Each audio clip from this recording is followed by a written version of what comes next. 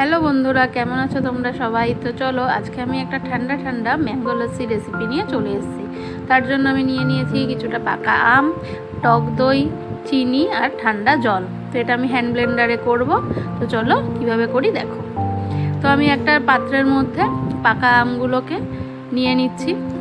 আমগুলোকে আমি একটু স্লাইস করেই রেখেছিলাম।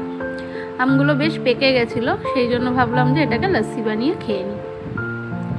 তো কন্টেনারের মধ্যে আমগুলোকে নিয়ে নিলাম। এরপর এর মধ্যে টক দইটা মিশিয়ে দেবো। এরপর চিনি অ্যাড করলাম, তারপর কিছুটা ঠান্ডা জল অ্যাড করে দিলাম। তারপর আমি হ্যান্ড ব্লেন্ডারের সাহায্যে এটাকে ব্লেন্ড করে নেব।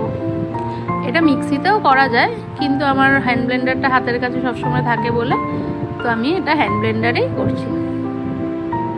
তো দেখো আস্তে আস্তে এটা হয়ে গেছে এবং টেক্সচারটা কি সুন্দর এসেছে। তো দেখো লস্যিটাকে এবার আমি একটা কাচের গ্লাসে ঢেলে নিচ্ছি। তো এটা একদম খাওয়ার জন্য রেডি। তো কেমন লাগলো তোমাদের এই লস্যি রেসিপিটা অবশ্যই কমেন্ট করে জানিও। তাহলে চলো আবার পরের কোনো একটা ভিডিওতে তোমাদের সাথে দেখা হচ্ছে।